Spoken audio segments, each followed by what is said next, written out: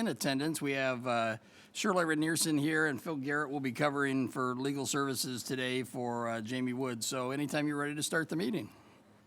Okay, good morning. Good morning. Everybody hear me all right? Yes. Good. All right.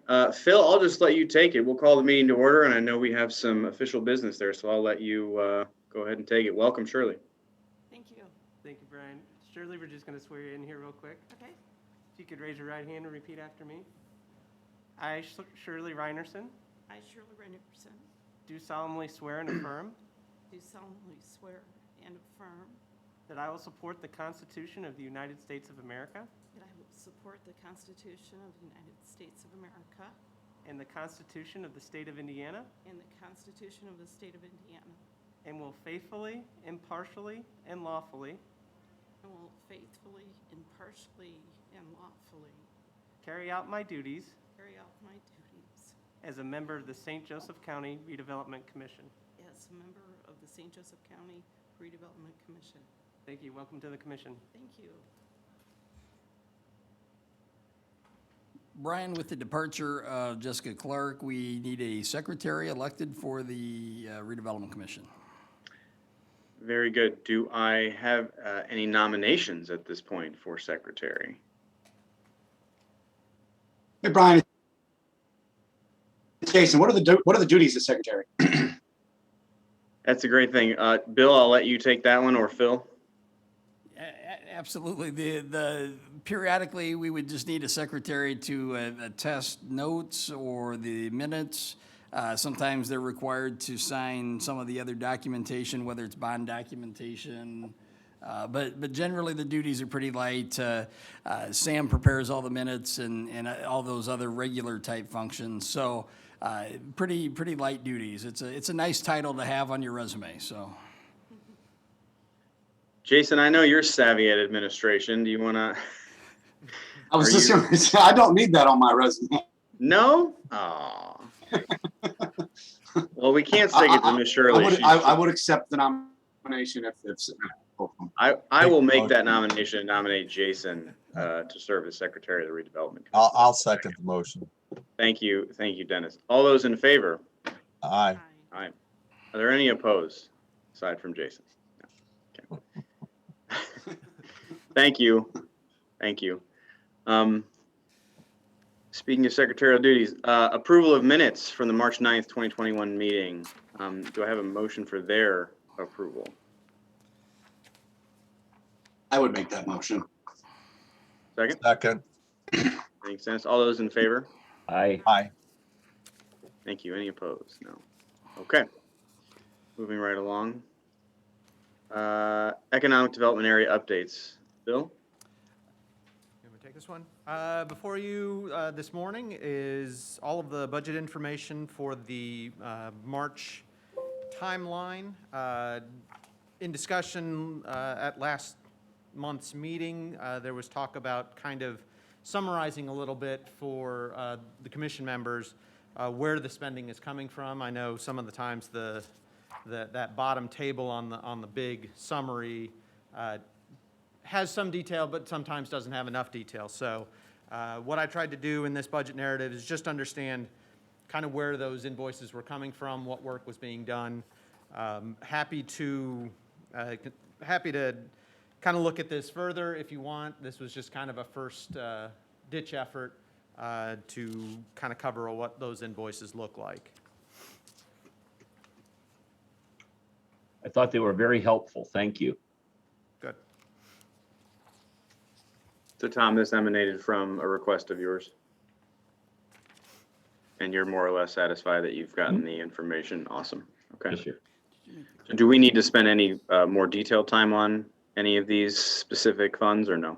One thing I would note is if you were to turn to the Northwest Cleveland Road Allocation Area Fund 4402, when we actually put together the budget last year, there was the way the numbers worked out, it would have appeared that we only had bond debt this year of about $158,000.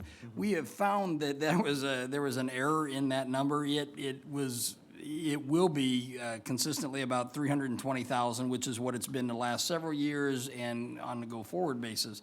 So we've made a correction in the report to accurately reflect what we believe bond debt to be this year. TIF allocation collection is higher than the bond debt, and so we should have 40 to 50,000 more in collection than we do in debt payment. So I just want to make that note for the record. So that report has been adjusted and will be adjusted or maintained on a go-forward basis. Thanks, Bill. Just while we're on funding, just maybe a question. What fund will the comprehensive plan funds come from? Do you know yet? Or is that TBD? So we have not, I don't think we finally determined it. What we may do is take once we have the value, take a proportional share from each of the TIF districts. So, we'll just have to figure out what the ratio Yep. is that we take from each, so. Which is Understood. generally a bill like that that's how we would handle a bill like that. Okay, thank you. Yep. Any further questions on the funds? Otherwise, we can go ahead and move to the disposition of properties, outlot B and C. Bill? So I just want to give a little report back to the commission on this. Over the last couple of years, we've been working with a couple different departments to dispose of property that was formerly the Central Highway Garage out by the airport between Cleveland Road or Old Cleveland Road and Lathrop, just northeast of the airport area. We actually have divided the properties into 3 outlots, outlot A, B, and C. In the last Board of Commissioners meeting, we accepted purchase agreements on outlot B and C. Outlot B, we sold for $61,000. Outlot C, we sold for $48,000, I believe. So both of those positive purchases at or near the appraised price. In my entire 20-some year career, I don't think I've ever sold property for more than $1. So to actually make money on a land sale is kind of an achievement for me. I don't know that I have seen that happen before, but we're excited about the disposition of both these parcels. We have new users. One is going to expand an existing business that's a truck terminal on Foundation Drive. They're going to double their facility and capacity. Outlot C is actually probably going to end up as 2 different development sites. I would note both of these properties are within the city limits of South Bend, brownfield sites, have never paid property taxes, so to get these properties on the tax roll and to get developable use out of these is a huge win. So the land sale profits will go back in to cover costs that the commission has spent on these. So whether it's come out of our Commission General Redevelopment Commission Fund 4403 or any other funds that have been used to pay for surveys or title or anything like that, those funds will be reimbursed first, and then the remaining fund will be put into the General Commission Fund just as a land sale. So opportunity to actually make some positive money for the Redevelopment Commission. Just wanted to make sure that was noted. Hey, Bill, Yes. Tom here. Are there other properties on our books that you're considering putting on the auction block? Yeah, so we're actually going through and looking at a bunch of county properties, whether it's highway garages. We still have a garage in Granger and then one in New Carlisle that we'd like to dispose of. We have a piece of property that the Parks Department owns on Bass Lake in the Chain of Lakes area. We've got a bunch of properties that we're just trying to start to cull through our list of properties and get them off our books. We have to maintain them. We have to pay, cleanup costs, things like that. We're just trying to find ways to get those properties into productive use. So that is something that Chris and I have been working on with some of the other staff members in the group. And so from time to time, we may come to the commission to ask for some funds to help move some of these processes and projects forward. But yeah, we slowly are working through that process to do that. Do you have a list that itemizes properties that along the lines of what you just identified? So we actually are working with our GIS team to update that list and put that list together. It's amazing, a county as big as we are. This department's got a list, which is different than that department that has a list. And, we're mowing properties that we're maintaining cost here, and Parks has some properties that they need to dispose of. So we're in the process of working to gather all those properties into a single list and prioritize those dispositions. When do you think that'll be ready? I would hope here in the next month or so, it's a matter of just getting everybody together to make sure that, we know what the properties look like and where they are, and just make sure nobody has a use for them. We had a couple of properties that we had proposed a disposition for, and then one of the Granger Garage, for example, one of our, couple of our other county departments have said, hey, this may be a great use for us to either store stuff or move stuff in, things like that. So, we just kind of going through the list and checking through all those things. So I would hope within the next month or 2 months, we should have a pretty good working list of that. Could I ask that, maybe not for next month, but the month after, put it on the agenda so we can just touch base and see where we are? I think you can't do anything until you have all the data in one place. That's why I'm kind of pushing you here. The quicker we can get our arms around it, the quicker that, you can start deciding what we need, what we don't need, and all that type of thing. Yeah, absolutely. No, we'd be happy to do that. Kind of just as a note, and not to take the conversation too far astray, but MACOG is looking at the potential creation of a land bank.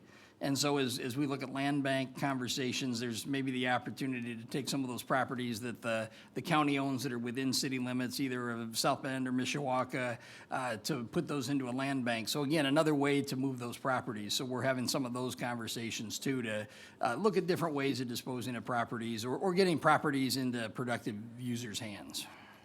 Thank you, Bill. Yep. Bill, that whole conversation just gave me flashbacks, and Tom, you're 100% right. Until you have that list, you really can't move too quickly. But I can tell you, having gotten lists that I thought were definitive, the second and third drafts of those were yet more definitive, and it was an uphill battle. But Bill, I just say the fact that you got money for property is awesome. That was always something tough in my world too. And I would just say, having stepped away from the city for a few years now, seeing some of the places that we, that are up and running now, that are producing taxable income that people are going to and frequenting, that we got rid of for $1. It's all about putting those empty places in place. So I think it's awesome that you did that. So we can keep that up. And I'm with Tom. The quicker we can move some of those other things off our books, the better. Okay, moving on. New Carlisle Economic Development Area, the fiber project update. Yeah, so quick update on the construction of the EDA fiber grant. We got some construction updates. So crews have installed approximately 21,700 linear feet of conduit so far, so that's just over 4 miles. The project is about a 27-mile loop. All conduit has been installed on Pine Road and Grant Road. We've had discussions with Choice Light about helping with connections for community area businesses. I know Tom spoke with Mary Jan as well. There is also a potential for using American Rescue Plan funds. Broadband is an eligible expense for those funds, so as they come into the county, we may try to look at that. Additionally, we've had discussions with the EDA about whether or not we could use those ARP funds as matching funds to replace kind of what we would be using for TIF. At this point, they have said that they don't believe they're eligible, but we need to wait until ARP comes out with their notice of funding opportunity to really understand what those requirements are going to be. So that's where we're at with the fiber grant at this point. And kind of the second piece of this then is. Tom was talking. Oh. Go ahead, Tom. I'm sorry, I was muted there. Yeah, sure. So right now, do we have any definitive plans at all to hook up schools and hospitals and things like that? I know when I spoke to Choice Light, Mary Jan was going to look into it and communicate with you guys and all that. Did anything tangible come out of that? I think part of it, yeah, part of it is also understanding, and that's the next part of this, is understanding where that conduit could go. So this additional, the request permission, we've been in touch with the town of New Carlisle to understand the route that it could go. Now that we know what that route's going to look like when we go out to bid, we can have more definitive conversations with Choice Light about saying, okay, which ones, if you're going to go out to talk with these businesses and figure out which ones have interest in connecting, then we can start utilizing our funds, either TIF funds, or if ARP comes around, and we can use those to start defining which businesses we would be able to help out with that. Right. Could you just give us a regular updates on how that goes? You know, my concern that it's going to Yep. be a bridge to nowhere unless we can help the city hook Yep. up to their key facilities. Yep, absolutely. Okay. Chris, this is Dennis. If we cannot use the ARP funds and kind of doubling or getting back to what Tom just said, which fund would we get the money from to pay for this loop? And would that impact our ability to help New Carlisle with connectivity issues if we had to use our TIF money? So right now, I think we've got the EDA grant I know is coming out of 4303, which is the bond. I would envision that, I mean, broadband is an eligible expense. So we're pretty confident that, you know, the approximate cost I think was around 200,000 to do that loop. Pretty confident that we'll be able to use those funds for it. If not, I think, you know, you could look at either probably 4302 as an inner serving for that fund, since that's a little bit larger fund, or the bond. I mean, we may be able to make an argument to use the bond funding as well. Okay, and again, 200,000 would be less than what I would have imagined. It would seem to be that connectivity to local areas might be a little less too than what I'm thinking it may be. So, thank you. Yep. Hey, Bill, well, is this mainly for commercial use, or will this have residential use as well? So the original grant, the EDA grant, was specific to industrial users, industrial heavy commercial users. What we're proposing as part of the town loop then would be eligible for commercial, could be residential connections, could be things like that. Opens it up more to a broader range of people because we don't have the federal government requirements to it. Obviously, anybody that connects to the 27-mile loop, that could be a residential user, could be a commercial user, things like that. But we are exploring with Choice Light ways to create broad residential serving options. So whether it's a subdivision that gets serviced by a central connection point or neighborhoods that get serviced by a central connection point, they've got a residential provider that we're having conversations with about how that kind of connection would work. The challenge that we have is the one-off. So you know, maybe we've got a stretch along US 20, for example, and there's a house every quarter mile or 3/4 a mile, something like that. That single connection point for a residential user really just becomes cost prohibitive. Not so much the connection becomes costly, but then the service cost becomes expensive. So again, trying to find ways to bring that number down, either through a centralized user or some other type of function. We don't want to be in the we nor Choice Light wants to be in the residential service business, but certainly if we can find a way to do broad serving connectivity points, that's really the goal here of the project. And so eventually it would bring the cost down for a resident Certainly, absolutely, yeah. if they were able to get a service provider in Yes. there. Yep. And we have there is a service Okay, provider. that's what I was curious about. Yeah, Surf Broadband is the one that Choice Light works with, and they have great interest in looking at this area. They've got a couple connection points, I think on the water tower there, east of New Carlisle. So they've kind of got it in with that area, but with the amount of residential, especially connected with the larger backbone of the EDA grant and then the town loop, that gives them a lot more potential to go into these subdivisions and go into the residential neighborhoods. And that's a business case for them at that point.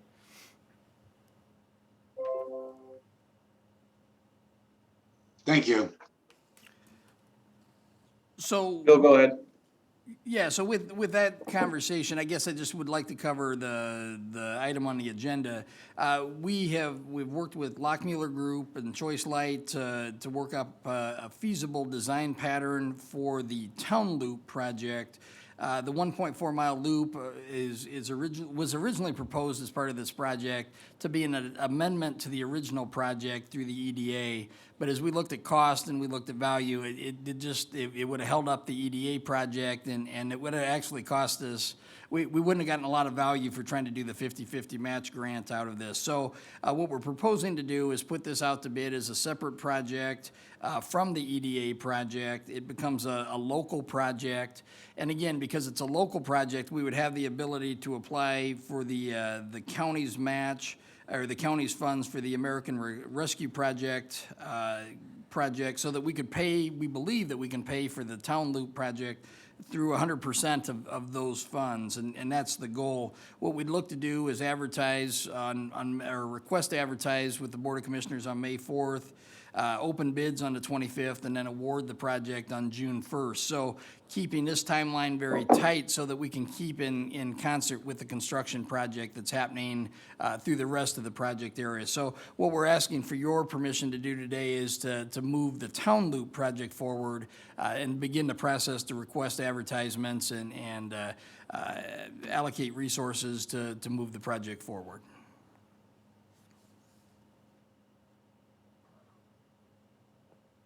I think that's a great idea. Tom, you want to make that a motion? I will make that motion. Do I have a second? I'll second it. All those in favor? Aye. Aye. Any opposed? None. Thank you. Okay, Bill, dropping down then to C, St. Joe County Economic Development number 3, Regional Cities Update. Yeah, so I just want to give an update. At our last meeting, we had asked for your approval to submit a grant application to the Regional Cities Fund for the Capitol Avenue Missing Link project. The Missing Link project was a trail segment between the north side of the St. Joe River Bridge to Jefferson Boulevard along Capitol Avenue. We made that application. We thought we put together a pretty good application, but the Regional Cities Group decided to fund 3 other projects.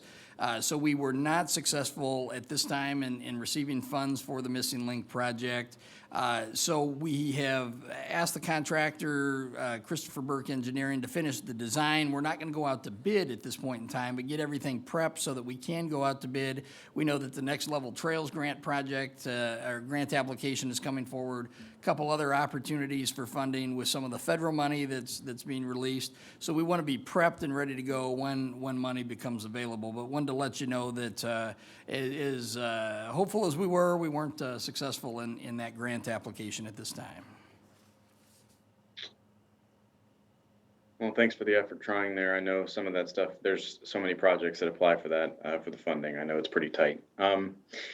All right, moving on, McKinley Avenue infrastructure. Yep, so we have 2 resolutions before you today. Resolution 2021-09 is a resolution of the Redevelopment Commission authorizing funds for the McKinley Avenue Water Main Extension Project. So just by way of a little bit of history, we have been working with Penn Township, City of Mishawaka, and some developers looking at extending a new water line between Evergreen Drive and Bittersweet Road along the north side of McKinley Avenue. As part of the project, we've done design work, we've done easement work as far as designing easements that need to occur to make this water line happen. But where we are today is we're at a point where we're ready to move forward with the project. There's a new building on the corner of Evergreen Drive and McKinley that will tap into this water line. The Penn Township Fire Station that's being built right now along McKinley will tap into this water line. And we anticipate some other development opportunities in that corridor that will benefit from this water line extension. So what we're asking for your permission today is to approve this resolution to pay for phase 1 of the water main extension, and that's a cost of $180,163. That money will go to City of Mishawaka to buy materials and pay for the water line or water main project. But we're also asking for funds to buy utility easements. There's a total of 8 easements that need to be obtained between Evergreen Drive and Bittersweet. And we've had conversations with the majority of those property owners. We've had the properties appraised by 2 independent appraisers. The average value's been set, so we're just now waiting for this approval and Board of Commissioner approval, if this is successful, to begin that process of acquiring those easements so that we can get this water line in place and moving forward. We do anticipate, though, I would note that we would anticipate funding for filing for American Rescue Plan money from the county. Water line extensions are an eligible expense for reimbursement. So if, right now, we're set to use commission funds, but ultimately could reimburse ourselves so that we wouldn't be out of pocket and would be able to use that rescue plan money to cover these costs. So we'd ask for your approval of this resolution. Bill, a second ago, you said this was phase one and it was going to cost about $100,000. How many phases will there be and what is the total aggregate cost of the project? Yeah, no, that great question. So in the packet, there's a map that basically shows the phases. So there's two phases. First phase is from just east of Evergreen Drive to the east side of what will be Candace Lane. Candace Lane will be the extension into a piece of property, but it'll also serve as the inbound lane for the fire station site. So that's, and I can't remember how many hundreds of feet that is, but that's the first phase. The second phase is then going from the east side of Candace Lane to Bittersweet. That will connect up a line that's on Bittersweet and connect back into a line that's already running along Mckinley. Phase two, we're working with City of Mishawaka to determine those costs. The biggest challenge there in the estimation is the gas station on the northwest corner of McKinley and Bittersweet, working around some pumps and pump locations. So we've been working with, the cities have been out working with the gas station owner to determine exactly where the pumps are to make sure that we understand separation and all those things from the pumps and the water main. We would anticipate that cost could be about $150,000 to connect from Candace to Bittersweet. It's not required per se, but it would be good from a pressure standpoint and a connectivity standpoint in the Mishawaka system. And again, we'd have the ability to apply for the recovery funds to pay for that. So again, maybe some short-term out-of-cost pocket money for the redevelopment commission, but an opportunity to get reimbursed by our funds to move this project forward. And it opens up, there's some development sites there that have been for sale, have some redevelopment opportunity. So opportunity to get water and the sites already would have Mishawaka sewer. So the ability to put some new commercial industrial sites on water sewer could be a real win for that area and for development in the TIF district. I'd make the motion to proceed with funding of phase one. Second?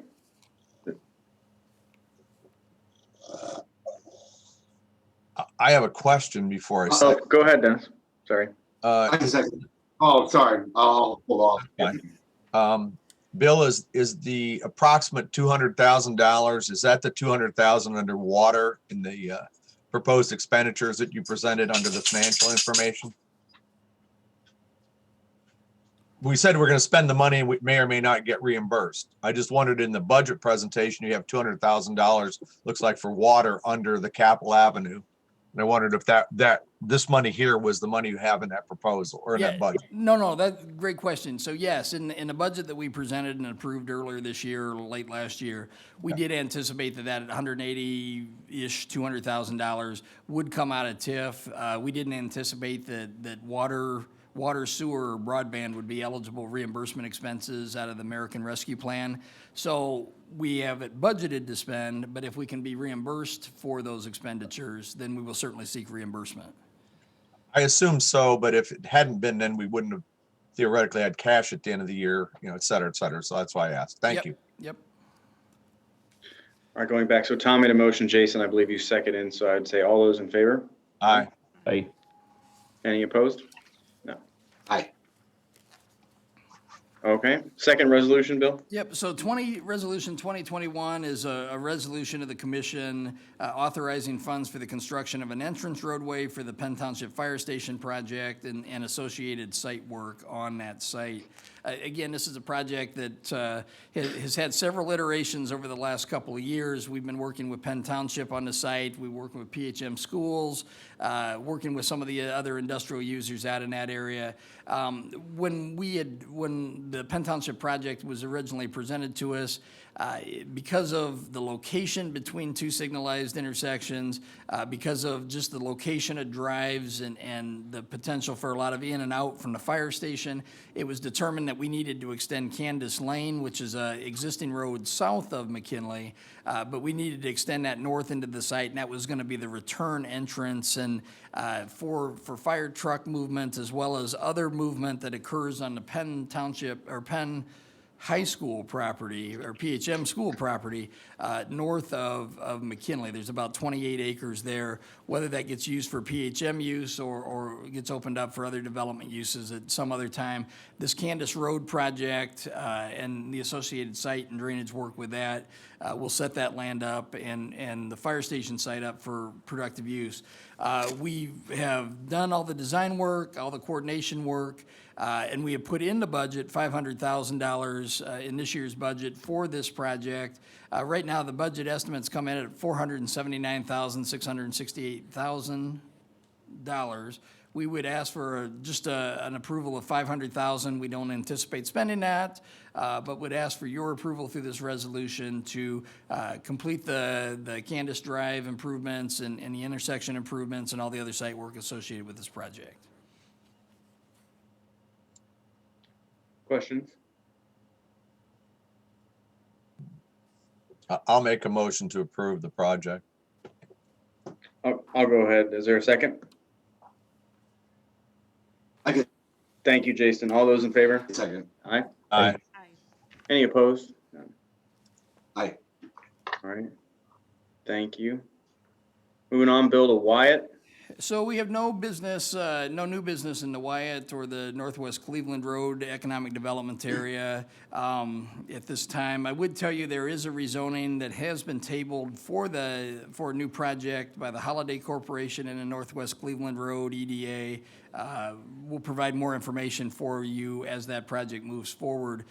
Looks like an industrial logistics warehouse type project, but it's been tabled for the month to go through APC. It'll go through next month. So no Okay. new business at this point in time in either of those districts. And the 2020 annual report. I would note that we have included the Department of Infrastructure Planning and Growth Annual Report in the packet. So that includes the Office of the Surveyor, the Division of Public Works, Division of Economic Development, and Division of Planning and Zoning. So those reports were included in your packet. Any questions on those at this time, or shall we save those for next time after folks have had time to digest that? I appreciate you including the data. It was interesting. Okay, if nothing else, moving on to public comment. If you wish to make a public comment, please state your name and address for the record. And then Phil, if anyone does wish to speak, just please be mindful of the 3-minute time limit.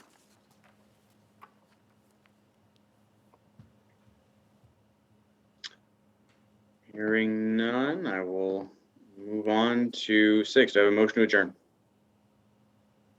Motion to adjourn. So moved. Thank you. All those in favor, say aye. Hey. Aye. Thank you. Aye. Thanks, guys. Have a good day. Thank you. Thank you. Take it easy. Somebody's